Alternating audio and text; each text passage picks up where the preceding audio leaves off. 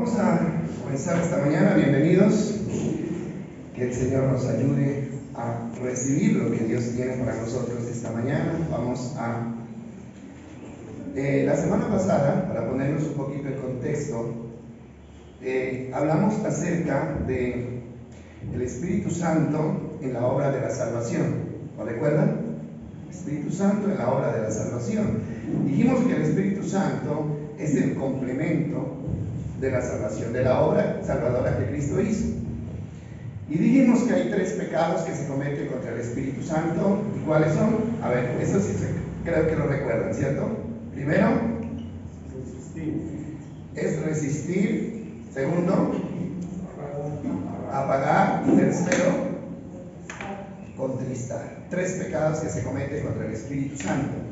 Incline su rostro un momentico y dígale al Espíritu Santo que usted necesita que le hable esta mañana. Espíritu de Dios, tu palabra dice que tú fuiste enviado para guiarnos a toda la verdad. Y nosotros necesitamos conocer la verdad.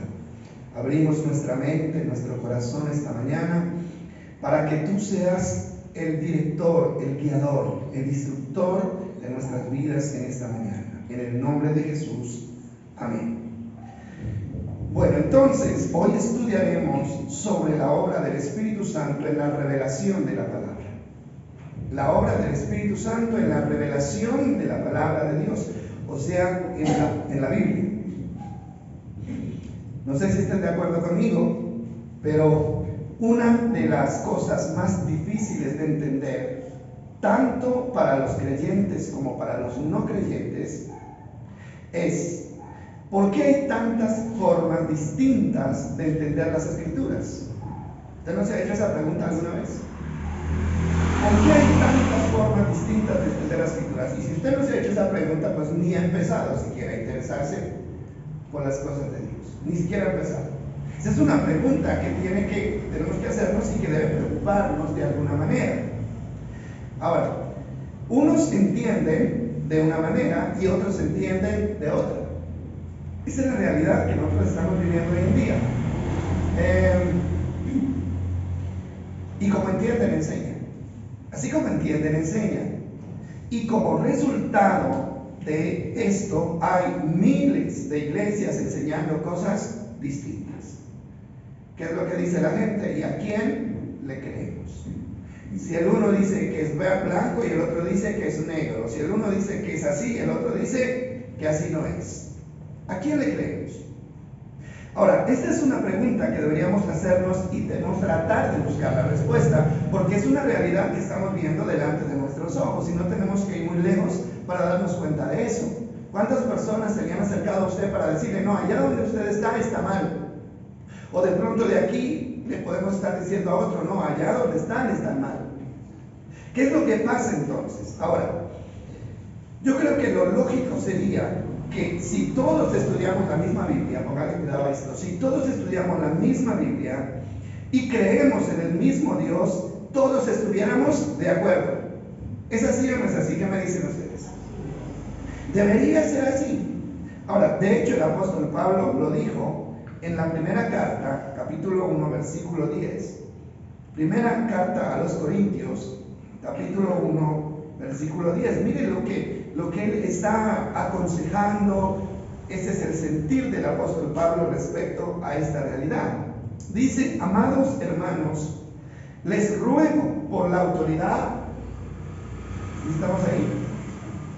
¿Sí?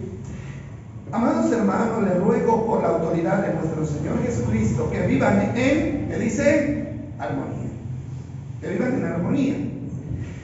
Ahora, y esta armonía no tiene que ver en asuntos familiares, nada de eso. Esta armonía tiene que ver respecto a la fe, respecto a la doctrina. Entonces, ¿por qué? Porque dice lo siguiente. Dice, vivan en armonía los unos con los otros. Que no haya divisiones en la iglesia. Por el contrario, sean todos de un mismo ¿qué? Parecer, unidos en un mismo ¿qué? Pensamiento y en un mismo propósito. Más claro no puede estar. Ese es el deseo del apóstol. Y miren lo que dice el 11. Vamos a leer un poco más adelante. Y dice el 11, pues algunos de la casa de Chloe me contaron de las peleas entre ustedes, mis amados hermanos. Estaban peleando, pero ¿por qué peleaban? O sea, la pelea se daba, en el versículo 12 está, es una pelea por cuestión de criterios bíblicos, criterios de liderazgo. Y dice, algunos de ustedes dicen, yo soy seguidor de Pablo, otros dicen, yo sigo a Apolos, o yo sigo a Pedro, o yo únicamente sigo a Cristo. Y dice el 13, es una pregunta, dice, ¿acaso Cristo está dividido? ¿Hay un Cristo para cada iglesia? No, de ninguna manera. Dice, Cristo no está dividido en facciones. ¿Fui yo, Pablo, crucificado por ustedes? ¿Fue alguno de ustedes bautizado en el nombre de Pablo? Por supuesto que no. Entonces, ¿qué es lo que Pablo está haciendo ahí? Pablo está en contra, no, absolutamente, de las divisiones que existen en cuanto al liderazgo religioso.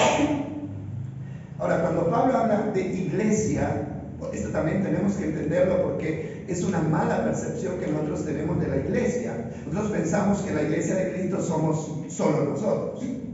Pero no es así. Mire, cuando la Biblia habla de la iglesia de Cristo, habla de todos los que en cualquier lugar, en cualquier parte, invocan el nombre del Señor Jesucristo, creen en Jesucristo y viven como Él manda, en cualquier lugar. Entonces, a veces tenemos ese concepto, ¿no es cierto? Es que la iglesia somos nosotros, los de allá no. Equivocados estamos muy equivocados. Y a esa iglesia a nivel universal, a la iglesia universal, los que han creído en el mismo Cristo, Pablo les dice, deben tener un mismo pensamiento, un mismo sentir, un mismo parecer y deben estar de acuerdo. Pero yo creo que eso va a ser imposible. Miren, si alguien quisiera poner de acuerdo a todos los creyentes del mundo para que crean una sola cosa, ¿cree que será posible? No, porque el diablo ya hizo un daño muy grande. El diablo avanzó y nosotros le colaboramos. ¿Sabe cómo le colaboramos? Tomando esos partidismos no religiosos. Entonces, eso es lo que nosotros tenemos que entender. Ahora, estas divisiones, porque cuando se habla de divisiones, mis amados, no se habla de que de la iglesia fulana salió un grupo y hizo otra iglesia, no. El apóstol Pablo no estaba hablando de eso. En la Biblia, precisamente, estamos estudiando de diferentes iglesias, ¿cierto? Seis iglesias con nombres diferentes, pero los nombres de las iglesias que estamos mencionando, ¿saben qué? No eran nombres denominacionales. Si usted investiga, cada iglesia tenía el nombre del pueblo, de la ciudad donde estaba ubicada. Pero ahora no. Ahora no es la iglesia de la Unión Nariño, no. Ahora es la iglesia fulana de tal que está en la Unión Nariño. Son 10, 15 y 20. ¿Sí me estoy haciendo entender? ¿Qué significa eso? Que estamos mal.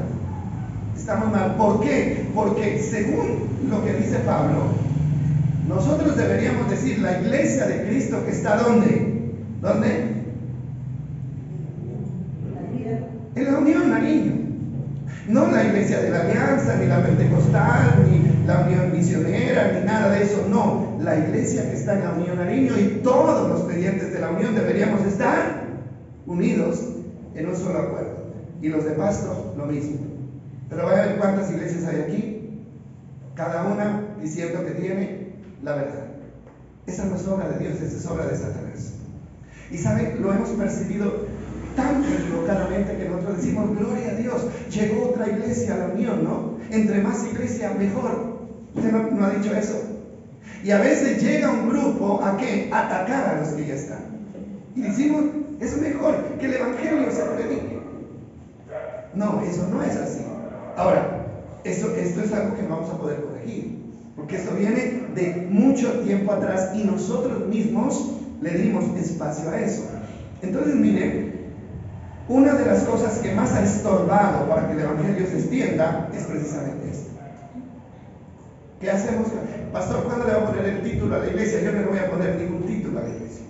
No le voy a poner título, ¿no? Así nos vamos a quedar. Porque si yo ya le pongo un título ahí, entonces ya estoy cayendo en el mismo error. Bueno, Ya nos conocen, la gente que sube y baja sabe dónde está. Y algunos han llegado sin ningún título. Entonces, en Juan 17, 20 al 21 dice algo semejante. Juan 17, 20 al 21 dice, bueno, esta es la oración de Jesús por sus discípulos, ¿no? Ya Jesús se iba de la tierra y dice que él hizo una oración muy bonita, muy sentida por sus discípulos, y entre las cosas que él pide, lo que más hace énfasis Jesús es en la unidad de ellos. Es para que estén unidos. Y en una de los apartes de esta oración, él dice Jesús orándole al Padre, no te pido solo por estos discípulos, sino también por todos los que creerán en mí por el mensaje de ellos. O sea, está orando también por nosotros. Y dice el 21, te pido que todos sean uno, así como tú y yo somos uno, es decir, como tú estás en mí, Padre, y yo estoy en ti. Dice, y que ellos estén en nosotros para que el mundo crea que tú me enviaste. ¿Qué está diciendo acá? Te pido que todos estén unidos, porque esa unidad va a permitir que el mundo crea que Jesucristo vino realmente para salvarnos. Mire, usted no se imagina el daño que todo esto le ha hecho a la gente respecto al Evangelio. La gente no quiere saber del Evangelio. Si entre ellos se pelean, si entre ellos se hablan mal el uno del otro, entonces eso está frenando que las personas conozcan el verdadero Evangelio. Entonces, por eso podemos decir que todas estas cosas, hermanos, son obras de Satanás. Tenemos que decirlo de alguna manera y muy diplomáticamente. El enemigo ha llevado a la iglesia a esto para lograr su propósito de que la gente no conozca o no reciba el Evangelio. Entonces, no importa si las divisiones son divisiones por diferencias de interpretación o por desacuerdos, pero son obras de Satanás. Son obras de Satanás. Esa no es la voluntad de Dios. Aquí está expresa la voluntad de Dios. ¿Cuál es la voluntad de Dios? Que todos sean uno, que tengan un mismo sentir y que estén en un mismo parecer. Esa es la voluntad de Dios. Y la voluntad de que estemos divididos, ¿de quién es entonces? Si no es de Dios, ¿de quién es? Del enemigo. Entonces, no sé cómo debemos enfrentar esta situación, pero tenemos que hacerlo. Bueno, entonces, un estudio bíblico, porque vamos a estudiar esta mañana el Espíritu Santo, la revelación del Espíritu Santo para entender las Escrituras. Un estudio bíblico honesto, un estudio bíblico seguro, un estudio bíblico en el que usted pueda confiar, guiado por Dios, es el que nos lleva a ver lo invisible para el ojo humano, el que nos lleva a comprender lo que la mente humana no puede comprender y lo que el oído humano no puede percibir. Eso lo dice 1 Corintios 2:9. Vamos a mirarlo. 1 Corintios 2:9 es como la base del estudio de esta mañana. 1 Corintios 2:9. Léalo con atención. Y mire lo que dice. Dice, a eso se refiere la Escritura cuando dice, ningún ojo ha visto, ningún oído ha escuchado, ninguna mente ha imaginado lo que Dios tiene preparado para quienes lo aman. Lo leemos de nuevo. Dice, ningún ojo, descartados todos los ojos, ha visto, ningún oído ha escuchado y ninguna mente ha imaginado lo que Dios tiene preparado para quienes lo aman. Qué interesante mirar esto. Ahora sí. Entonces, la conclusión es que la Escritura no se puede entender, ni se puede ver con el ojo humano, ni se puede percibir con la mente humana. No se puede. Y ahora miremos 1 Corintios 2, 6 y 7. Ahí mismo, 2, 6 y 7. Y mira lo que dice. Dice, sin embargo, cuando estoy con creyentes maduros, sí hablo con palabras de sabiduría, pero no la sabiduría o la clase de sabiduría que pertenece a este mundo, a los gobernantes de este mundo, quienes pronto son olvidados. Y yo quiero que le ponga cuidado porque estamos uniendo partes para poder elaborar un solo tema. Versículo 7 dice, no, la sabiduría de la que hablamos es el misterio de Dios. Póngale cuidado a esa palabra, misterio de Dios. Su plan que antes estaba escondido, aunque Él lo hizo para nuestra gloria final, aún antes que comenzara el mundo. Y el 8, leamos el 8 también. Pero los gobernantes de este mundo no lo entendieron, porque si lo hubieran hecho, no habrían crucificado a nuestro Señor, a nuestro glorioso Señor. Ahora sí, vamos a unir todo esto. ¿Qué es lo que dice el apóstol Pablo? Habla de dos clases de sabiduría. ¿Sí? Sí lo percibieron ahí, ¿verdad? Una, ¿cuál es? ¿Cuál es la primera? Bueno, vamos a leerlo porque parece que no le pusieron cuidado. Vamos a leerlo en el versículo 6. Sin embargo, léanlo con cuidado, por favor, concéntrense. Sin embargo, cuando estoy con creyentes maduros, sí hablo con palabras de sabiduría, pero no, ¿qué dice? No la clase de sabiduría que pertenece a ¿dónde? Entonces, la primera sabiduría que se menciona ahí, ¿cuál es? La del mundo. Pero mire lo que dice el versículo 7. No la sabiduría del mundo, no. Dice, sino la sabiduría de la que hablamos es el misterio de Dios, su plan que antes estaba escondido, aunque Él lo hizo para nuestra gloria final antes que el mundo. Entonces está hablando de la sabiduría de ¿quién? De Dios. La sabiduría de Dios. Mire, es que si queremos entender la Biblia tenemos que esforzarnos un poquito más. Tenemos que esforzarnos un poquito más. Así como el estudiante de la universidad, hermano, que quiere entender el tema y que quiere irse empapado del tema para no perder la materia, tiene que enfocarse en el momento donde está, en el tiempo en el que está. Y yo siempre les he dicho, el enemigo es experto, hermano, en desviar nuestra atención. Hay estorbos que son de afuera, ¿no? El ruido, los perros que a veces se les da por la tigre, la moto que pasa, ¿no? Esos son externos y nos pueden desconcentrar. Pero los que más nos desconcentran son los que están dentro de la mente, los internos, ¿no? Ese pensamiento que está por allá en otro lado, ese problema que se quedó en la casa. Sería que cerré la puerta o no la cerré. ¿Sí? Y de pronto eso sirve para distraernos y desconectarnos de la paz. Por eso necesitamos el esfuerzo, concentrarnos allí. Entonces, habla de dos clases de sabiduría. La sabiduría que le pertenece al mundo y la sabiduría que tiene todo, la sabiduría que viene de Dios. Ahora vamos a mirar esto. La sabiduría que le pertenece al mundo, ¿cuál es? La que tienen todos los seres humanos. Esa sabiduría que usted tiene. Esa capacidad que usted tiene de entender, de analizar, de crear, de construir. Usted tiene sabiduría. Usted tiene sabiduría, tiene conocimiento. Por eso tiene su carrera, tiene su trabajo, por eso habla, por eso se comunica bien. Porque tiene un tipo de sabiduría que Dios nos dio a todos. Es la inteligencia humana. Esa es la sabiduría que todos tenemos, con la que nacemos y también es un regalo de Dios. Ahora sí. Pero miren lo que dice 1 Corintios 1, 19, 20 y 21. 1 Corintios 1, 19 a 20.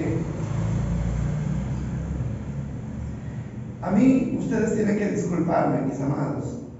Tienen que disculparme por insistir tanto en esto. Yo sé que de pronto hasta los incomodo con tanta insistencia, pero ¿sabe qué es lo que quiero? Que entendamos. Que entendamos, hermano, porque si usted no entiende lo que la palabra del Señor dice, usted perdió su tiempo, mi hermano. Era mejor haberse quedado en su casita.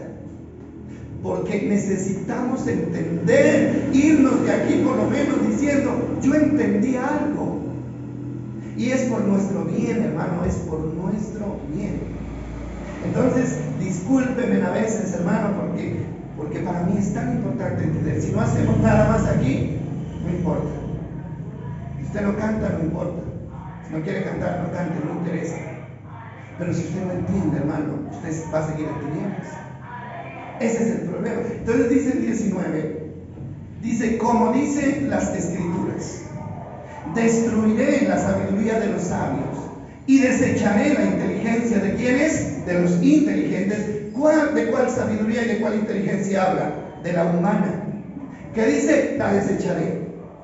Póngale cuidado a eso.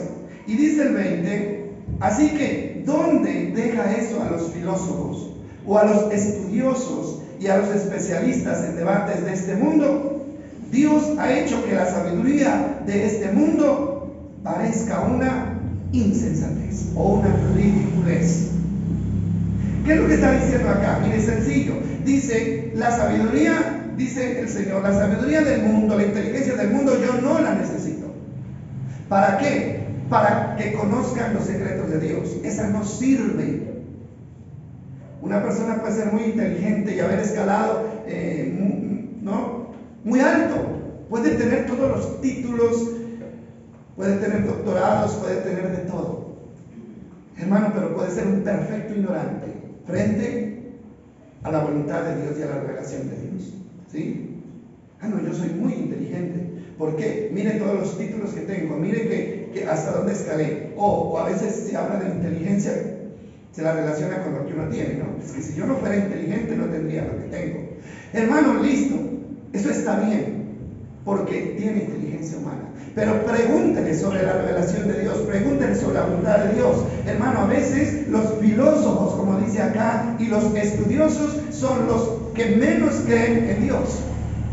¿Se han dado cuenta ustedes? Son los que menos creen en Dios. No, yo soy un doctor y tengo inteligencia. A mí esas cosas de la Biblia, yo no creo en eso. Es que yo soy inteligente, muy inteligente para poderme creer en eso. No es porque sea muy inteligente, es porque le hace falta la revelación de Dios para su vida.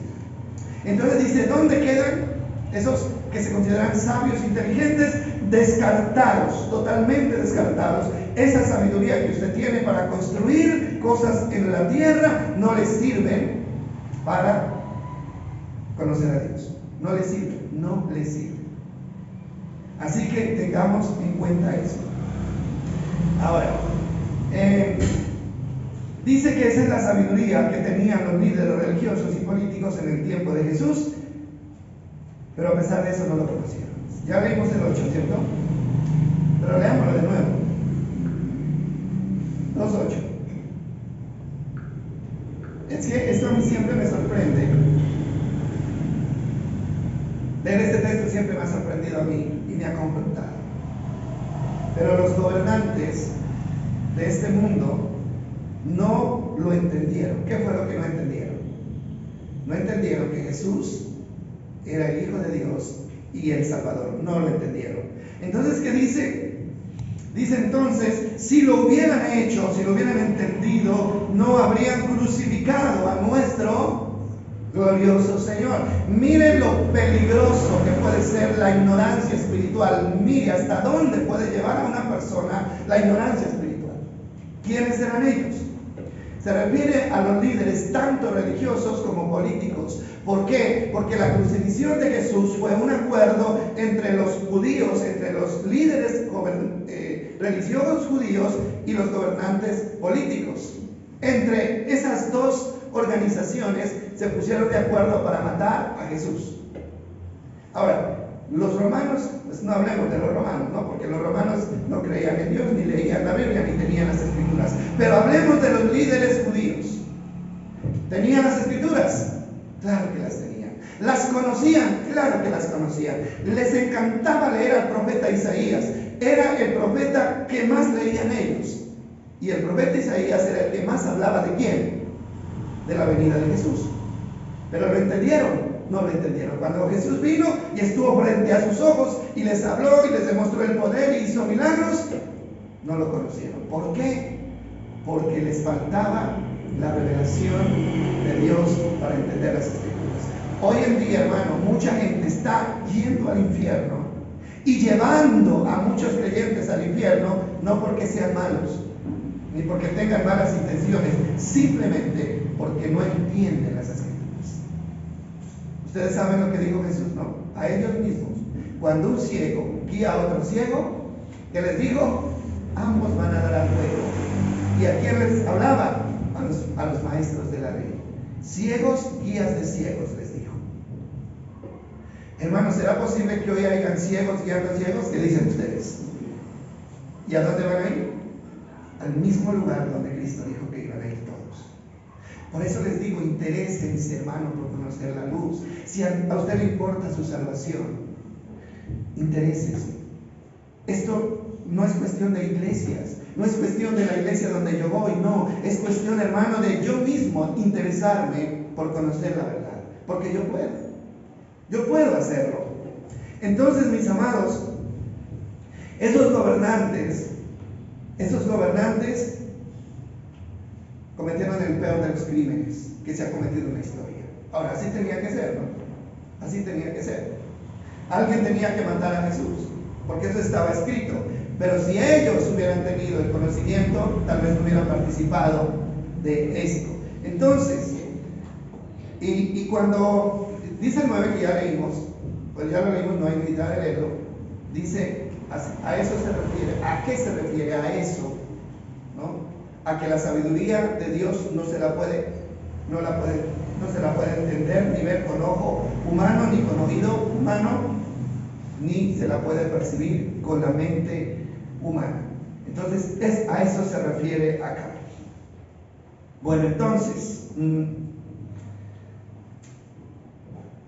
Santiago capítulo 3, versículo 13, hablamos de la sabiduría. Santiago 3:13. Este texto es importante, que pareciera que está en otro contexto, pero es interesante que lo leamos. Bueno, el apóstol Pablo se va directamente a la iglesia, ¿no? Porque le está hablando a la iglesia. Dice, si ustedes son sabios y entienden los caminos de Dios, ¿qué tienen que hacerlo? ¿Qué tienen que hacer? Demuéstrenlo. ¿Cómo? Agarrándose en la plaza pública con otros y discutiendo, ¿no es cierto? Hasta quedar de enemigos. No. Así no se demuestra la sabiduría. Venga, los famosos debates. Yo odio esos debates bíblicos. Me parecen tan diabólicos esos debates bíblicos. ¿Por qué? Este es un escenario que el enemigo prepara y se divierte viendo al uno y al otro pelear, ¿no? Eso es un espectáculo deprimente, de verdad. Entonces dice, si ustedes son sabios y realmente entienden los caminos de Dios, demuéstrenlo viviendo una vida ¿qué? Honesta, viviendo una vida honesta y haciendo buenas acciones con la humildad que proviene de la verdadera sabiduría de Dios. Hermano, una persona sabia no es el que se sabe la Biblia de memoria. Yo soy sabio y me sé la Biblia de memoria.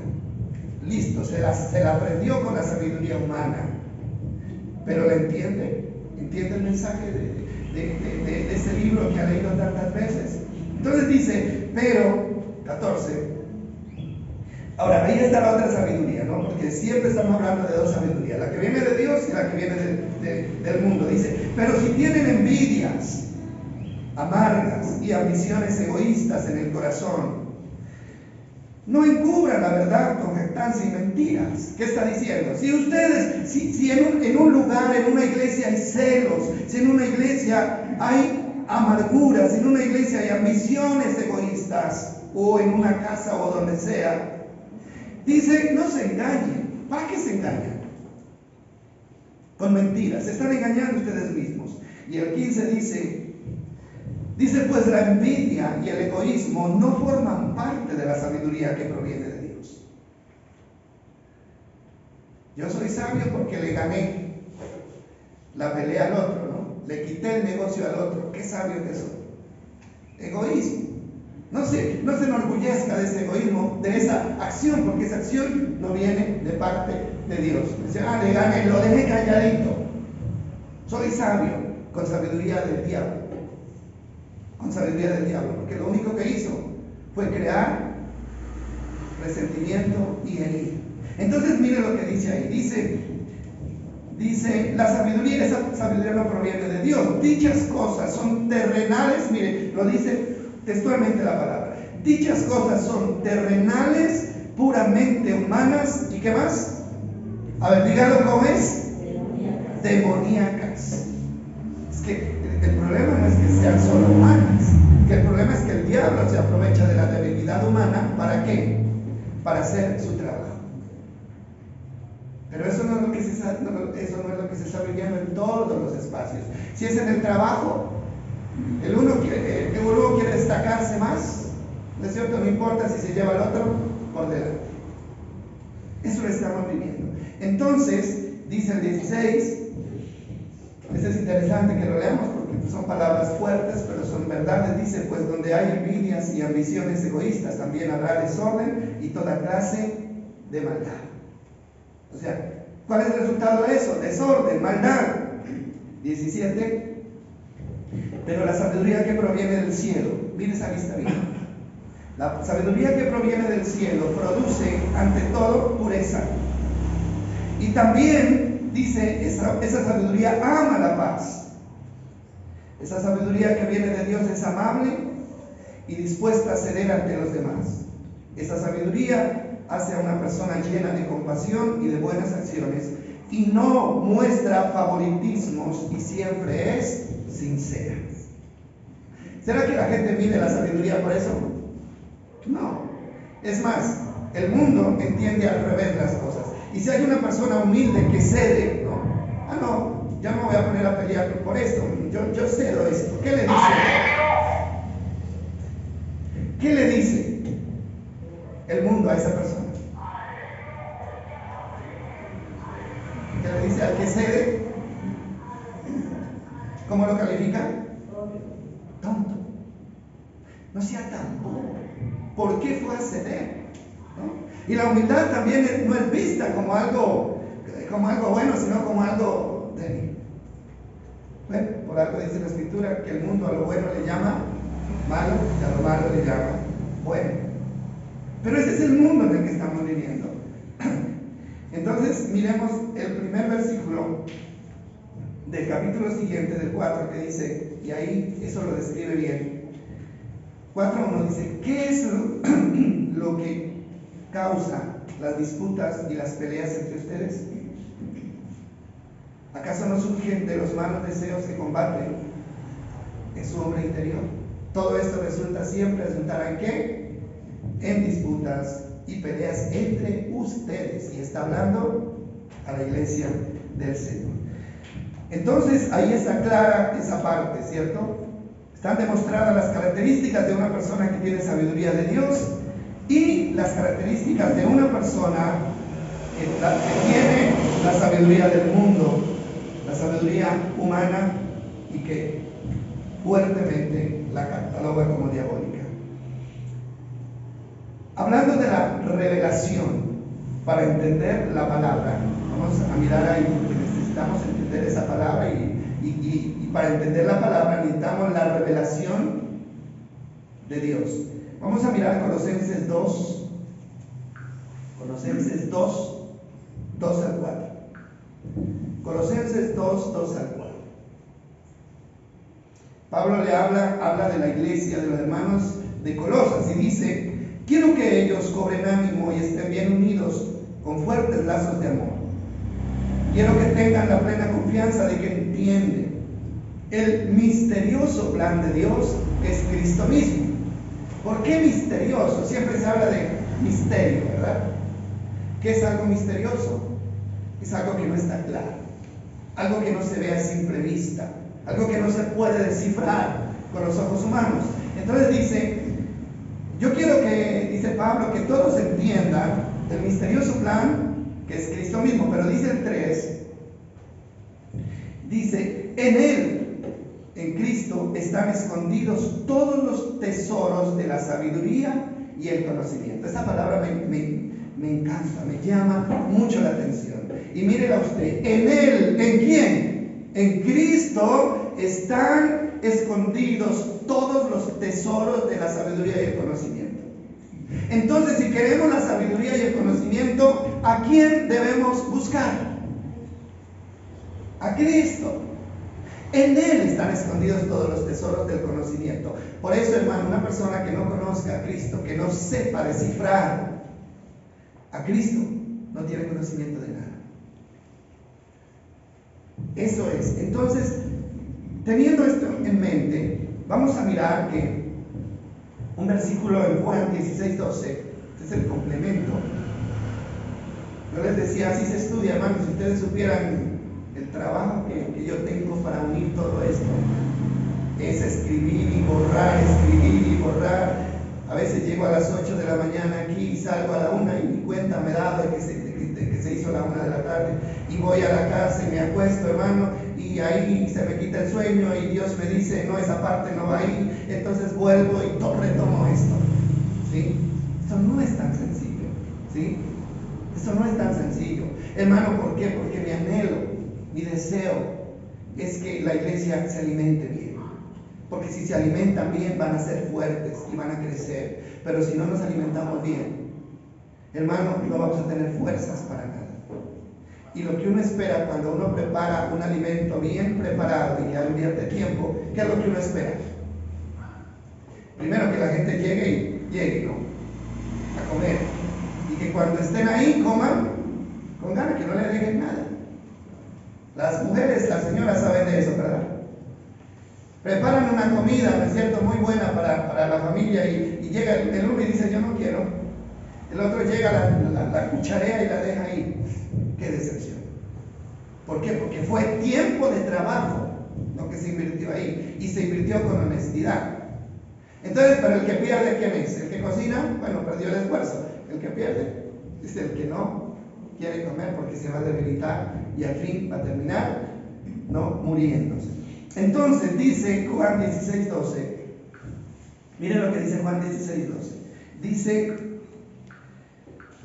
Dice, me queda aún mucho más que quisiera decirles. Está hablando de Jesús a los discípulos. Pero en este momento no pueden soportarlo. Esto también es interesante, y uno lo va descubriendo poco a poco. Dice, cuando venga el Espíritu de verdad, Él los guiará a toda la verdad. Él no hablará por su propia cuenta, sino que les dirá lo que Él ha oído y les contará lo que sucederá en el futuro. Y dice el 14, ponganle cuidado, dice, me glorificará porque les contará todo lo que reciba de quién. De mí. ¿Quién lo está diciendo? Jesús. Ahora, en Colosenses 2, que ya lo leímos, dice, todos los misterios de la sabiduría están ¿en quién? En Cristo. Pero Él estuvo unos días aquí en la tierra y se fue. A ver, después, ¿dónde fueron a buscar a los discípulos a Cristo para decirle, Señor, ¿es esto así o no es así? ¿O qué quiso decir usted con esto? No, ya no estaba. Él ya no estaba ahí. Entonces, lo que Él dice es, listo, hay cosas que yo no les puedo decir. Miren, y yo no sé ustedes los estudiosos de la Biblia, pero para mí esta es una revelación muy fuerte y muy importante. ¿Por qué? Porque Jesús es claro cuando dice, hay cosas que yo a ustedes no les puedo decir. Entonces no se las dijo cuando estuvo con ellos. Jesús no les dijo todo a los discípulos. Ahora, y lo que no les dijo a los discípulos no quedó escrito.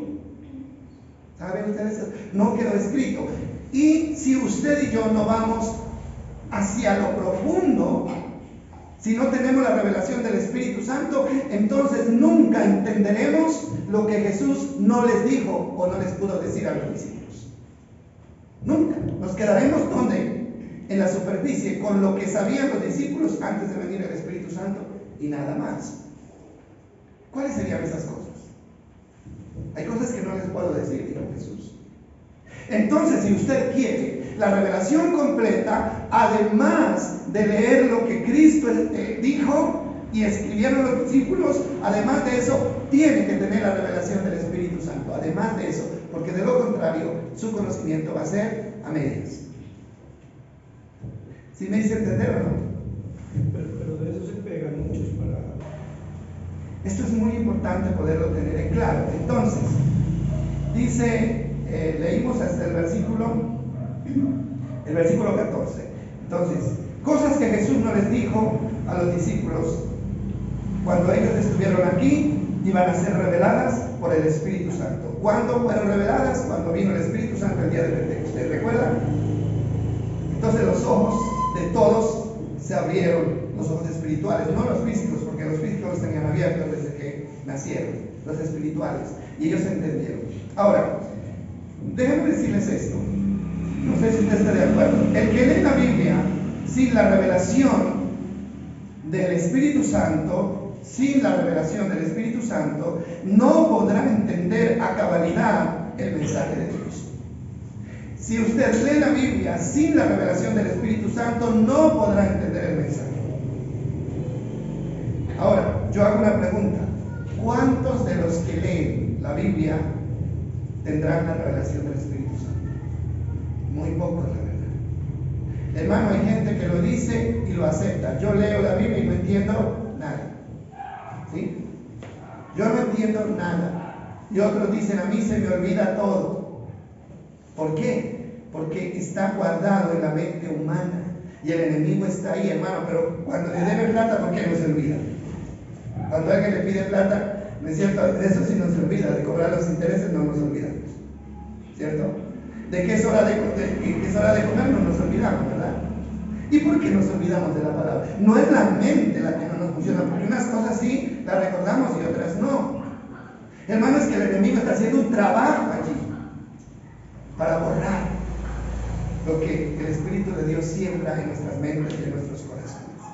Entonces, lo que dice allí es, lo que estamos diciendo es que una persona sin la revelación del Espíritu Santo no podrá conocer los misterios y los secretos de Dios.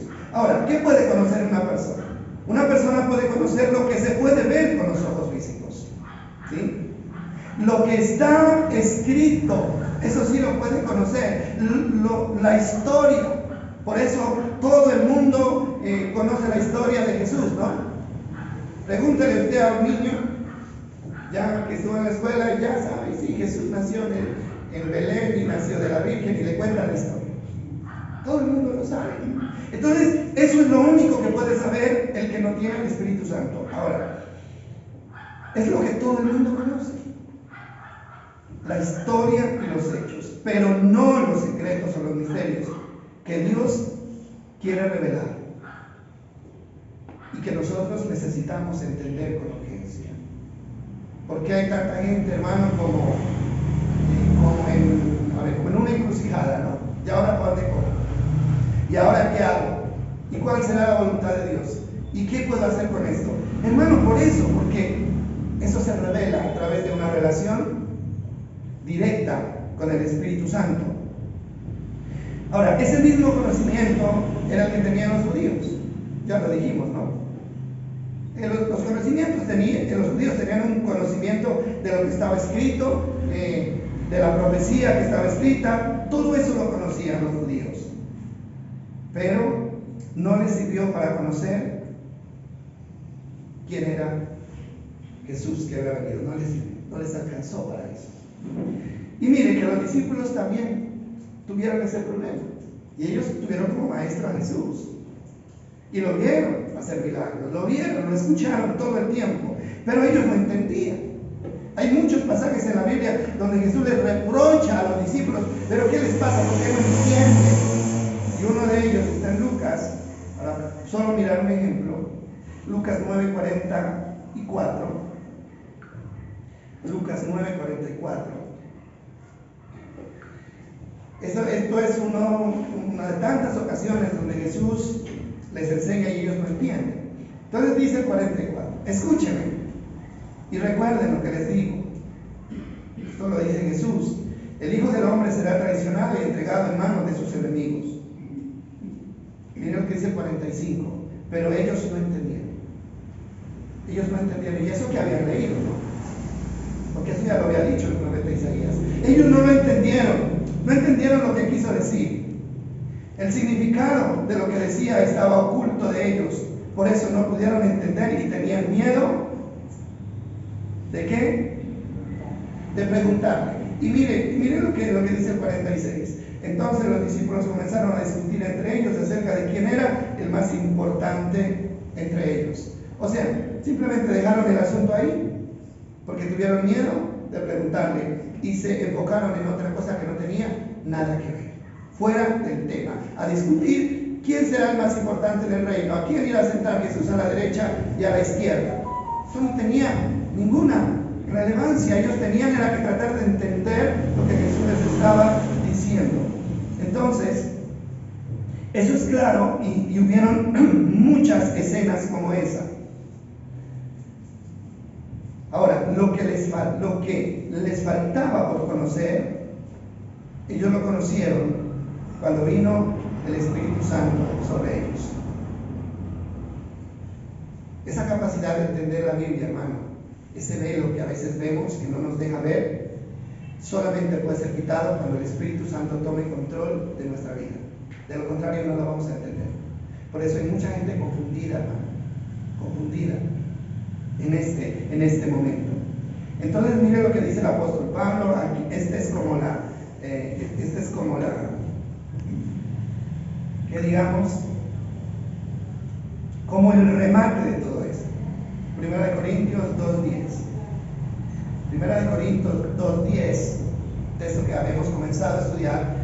Dice el apóstol Pablo, pero fue a nosotros a quienes Dios reveló esas cosas. ¿Cuáles cosas? Las que decía el 9. ¿Qué decía el 9? Cosas que ojo no vio, ni oído yo, ni han subido al corazón de hombre. Dice esas cosas. El 10, fue a nosotros a quienes Dios nos reveló esas cosas. ¿Por medio de quién? ¿Por medio de quién? Del Espíritu Santo. Por medio del Espíritu Santo, pues su Espíritu investiga todo a fondo y nos muestra que los secretos profundos de Dios. Hermano, no soy yo el que voy a llegar a los secretos profundos de Dios, no. Yo no puedo, hermano, por mucho que me esfuerce, por mucho que lea, así vaya al seminario, hermano, así consiga todos los títulos teológicos que hayan, hermano, pero si no es el Espíritu Santo el que me revela esos secretos, yo no los voy a entender. Él es el único que puede revelar esos secretos. Hay mucha gente, hermano, que cree que entiende las Escrituras porque fue al seminario, porque tuvo un título, consiguió un título teológico, porque tiene un doctorado en teología. No, hermano, si no tuvo la guianza del Espíritu Santo, esa persona solo vio lo que todo el mundo ve. Y la interpretación es pura conclusión humana y nada más. Este versículo es muy claro. El Espíritu investiga, primero investiga a fondo y luego nos muestra. Espíritu Santo, ¿qué investigaste de lo que tenemos que decirle? ¿Qué encontraste allí para que me lo reveles? Nadie más lo puede hacer. Y dice el versículo siguiente, dice el 11, nadie puede conocer los pensamientos de una persona excepto el propio espíritu de esa persona, y nadie puede conocer los pensamientos de Dios excepto el propio Espíritu de Dios. ¿De dónde salió el Espíritu? ¿De dónde salió? De Dios mismo. Y dice, nadie puede. Yo no conozco los pensamientos de Valentina, no los conozco. Así me esfuerce y me pare de cabeza, pero ella sí los conoce. ¿Por qué? Porque son de ella. Y lo mismo dice, el Espíritu es de Dios, salió de Dios, tiene la misma esencia de Dios, es el mismo Dios. Por eso, Él conoce todos los pensamientos de Dios. Dice el 12, y nosotros, qué bueno que podamos estar todos incluidos ahí, y nosotros hemos recibido el Espíritu de Dios, no el Espíritu del mundo. El Espíritu del mundo sirve para interpretar lo del mundo. No el Espíritu del mundo, de manera que no podemos, dice, de manera que podemos, oiga bien, podemos, dígalo, podemos, hermano, porque eso es lo que a veces no entendés, es que yo no puedo, ¿no? El único que puede entender es el pastor, y por eso lo que el pastor diga está bien. Pero el apóstol Pablo dice, podemos, y usted está incluido ahí, podemos conocer las cosas maravillosas que Dios nos ha regalado. ¿Por qué? Porque usted día en que creyó en Cristo, usted lo tiene. Y puede entender. Hermano, pero el problema de nosotros ha sido, yo no sé quién nos llevó, hermano, a ese estado de ¿qué le digo yo? De conformismo. O sea, y nos hicieron creer que solo los pastores y los líderes tienen la capacidad de entender y que usted solamente debe recibir. Ahora, si usted no tiene al Espíritu de Dios actuando en su vida, entonces le toca aceptar lo que los otros le digan, le toca aceptar. Pero el riesgo es que puede estar aceptando algo que esté mal. Entonces, todos podemos tener, y miren lo que dice el versículo 13. El apóstol Pablo es seguro, por eso las enseñanzas del apóstol Pablo son tan importantes y permanecen con tanta fuerza todavía. Les decimos estas cosas, dice Pablo, sin emplear palabras que provienen de la sabiduría humana. ¿Qué dice Pablo? Lo que le estoy enseñando, yo no lo inventé con sabiduría humana. En cambio, hablamos con palabras que el Espíritu nos da, usando las palabras del Espíritu para explicar las verdades espirituales. Las verdades espirituales solo se pueden explicar a través de la revelación del Espíritu Santo, no de otra manera. Y el 14, este es fuerte, este nos da a todos en la cabeza, dice: pero los que no son espirituales, oiga bien, no son espirituales, no pueden recibir esas verdades de parte del Espíritu de Dios. Todo les suena ridículo y no pueden entenderlo, porque solo los que son espirituales pueden entender lo que el Espíritu quiere decir. Una preguntita ahí: ¿usted se considera una persona espiritual? No me responda, pero hágase la mente. ¿Usted se considera una persona espiritual? Porque si la respuesta es no, usted no puede entender nada. No puede, aquí dice, los que no son espirituales no pueden entender. ¿Y qué significa la palabra espiritual? No significa tener al Espíritu, porque todos lo tenemos. La pregunta es, no es todos tenemos al Espíritu, porque todos lo tenemos. La pregunta es, ¿todos somos espirituales? Y la respuesta de si todos somos espirituales, ¿qué es? Una persona espiritual es la que está guiada por el Espíritu, es la que vive bajo el control del Espíritu Santo. Esa es la persona espiritual, que dejó de lado lo de la carne, lo humano, y vive bajo el espiritual. Entonces, esa es la pregunta. Los que son espirituales pueden evaluar, dice el 15, todas las cosas. Oiga bien, solo los que son espirituales pueden evaluar todas las cosas, pero ellos mismos no pueden ser evaluados por otros. ¿Por qué razón? Porque una persona espiritual siempre estará en lo correcto y nadie le podrá decir que está equivocado. ¿Por qué? Lo que está diciendo no lo está diciendo él, sino lo está diciendo ¿quién? Dios, a través del Espíritu, y el Espíritu jamás se equivoca. Las equivocaciones, hermano, son el resultado de una vida que no está controlada por el Espíritu Santo. Ahora, para ir terminando, recordemos esto: todos tenemos al Espíritu Santo, pero el problema es que el Espíritu Santo puede estar apagado. ¿Recuerdan lo que hablamos el domingo anterior? ¿No? El Espíritu Santo se puede ¿qué? Apagar. ¿Cómo se apaga el Espíritu Santo? Cuando por aquí tengo todavía mis notas y le voy a decir cómo se apaga el Espíritu Santo, ¿no? Apagar tiene que ver con lo que el Espíritu Santo produce en nosotros. ¿Qué produce el Espíritu Santo en nosotros? Revelación para entender las Escrituras, porque eso está dicho. Frutos, dones. Apagar es reprimir esa fuerza o poder que produce en nosotros el fruto del Espíritu, que produce la sabiduría o la revelación, y que al fin produce esa vida abundante que todos deberíamos tener. Apagar es el ejemplo que yo les di el otro día, ¿no? Apagar es apretar el interruptor y interrumpir el flujo de energía que da luz. Eso es apagar. Entonces, el asunto aquí es, todos tenemos al Espíritu, pero el Espíritu puede estar apagado. Para tener la revelación, él debe tener el control y debe estar encendido. ¿Sí? Si fuera de noche, ¿es cierto? Y quisiéramos estudiar la Biblia, lo primero que tendríamos que hacer, ¿qué era? prender la luz. Con la luz todos podemos estudiar y leer, ¿no? Lo mismo pasa con el Espíritu. Si necesitamos, si queremos la revelación, hermano, de los secretos y de los misterios, tenemos que prender, hacer que el Espíritu Santo encienda su luz en nosotros. Eso es lo que tenemos que hacer. De lo contrario, hermano, estaríamos a tientas y no podríamos entender absolutamente nada. Todos los creyentes tenemos al Espíritu Santo, pero no todos tenemos el fruto. Es lo mismo, ¿sí? Yo tengo al Espíritu Santo, pero puede que me falte el amor, pero puede que no tenga la paz, o puede que no tenga la paciencia, o no tenga, como dice acá, la fe. Eso es posible, ¿no es cierto? Y así vivimos. Hermano, es lo mismo con la sabiduría, igual. Usted puede tener al Espíritu Santo, pero le puede faltar la revelación. Hermano, y eso es muy peligroso.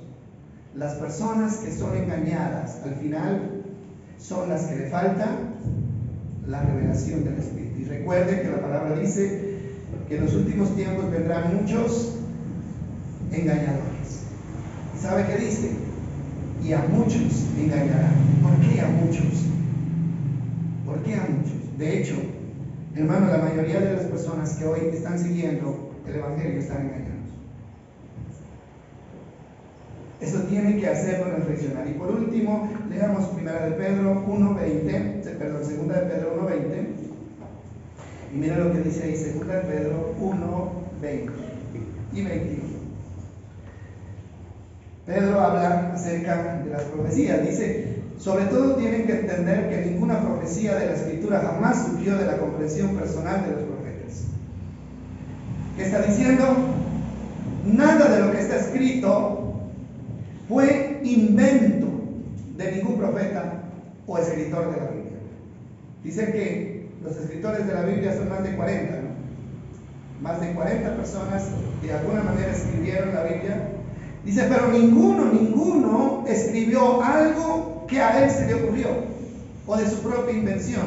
Entonces, ¿qué dice el 21? ¿Cómo fue?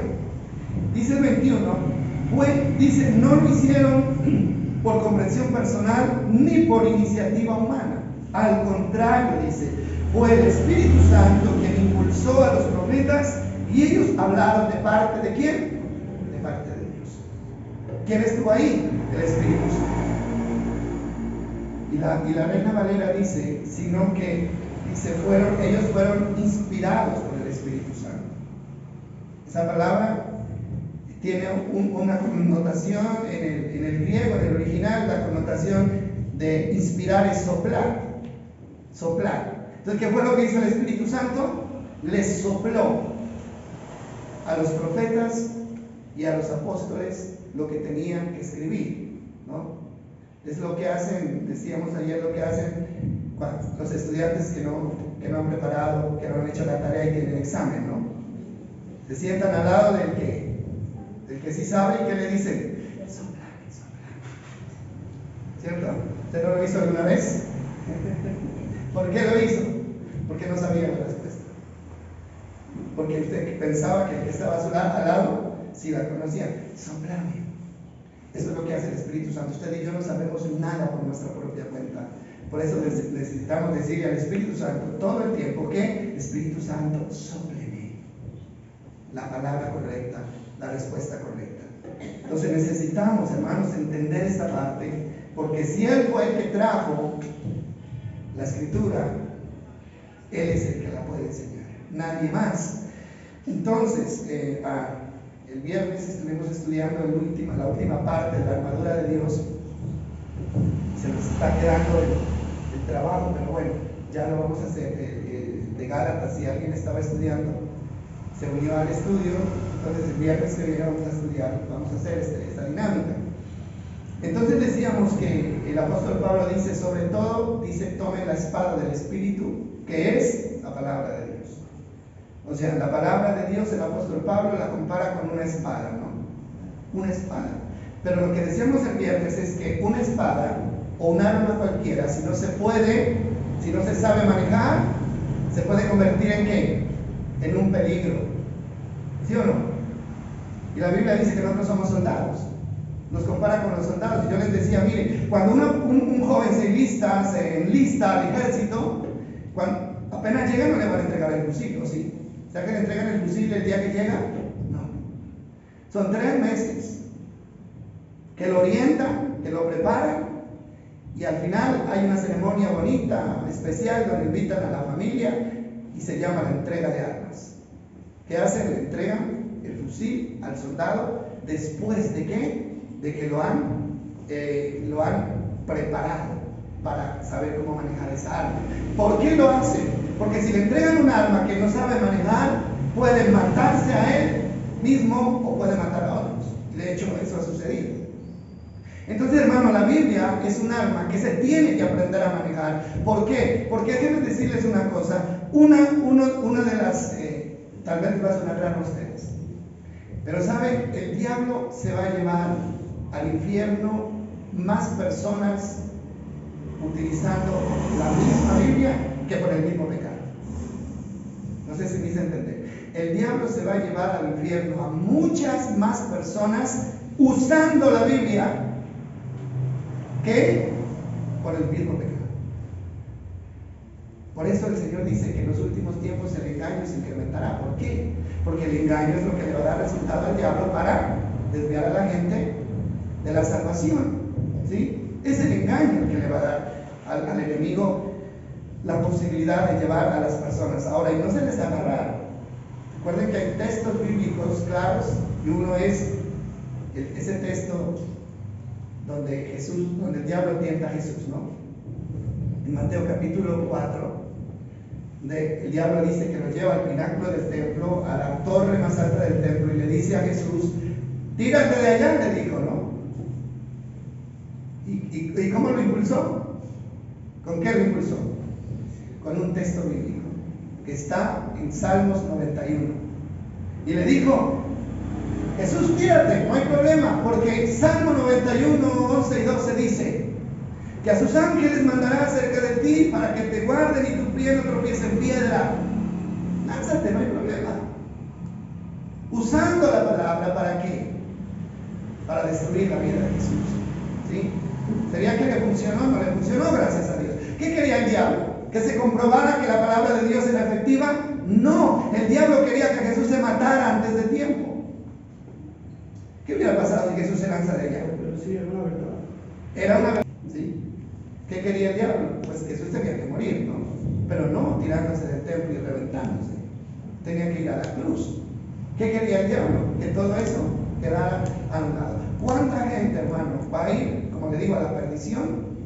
¿Por qué? Porque no saben interpretar correctamente la Biblia.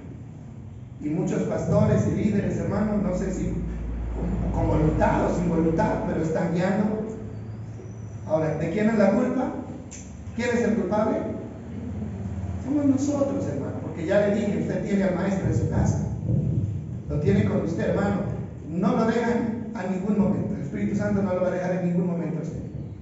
Si está en el trabajo, ahí dándole al trabajo, usted puede estar recibiendo instrucciones del Espíritu Santo porque Él está con usted.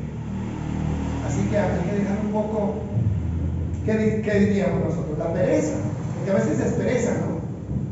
A veces es pereza, tenemos que ser honestos con esto. Es pereza, es desidia, a veces no le damos tanta importancia. Hermano, pero yo le quiero decir una cosa, lo que está en juego es muy grande. Así que cualquier precio que podamos pagar es poco para lo que está en juego. Que Dios me los bendiga y que tengan esto en su mente y en su corazón todos los días. Hay que seguir meditando, como dice el apóstol, como dice Josué, ¿no? Mediten día y noche en esto, hermano, y haga este ejercicio, diga al Espíritu Santo, yo no quiero olvidarme de esto, no dejes que el enemigo lo arranque de mi mente porque yo quiero crecer. Vamos a recoger la ofrenda entonces para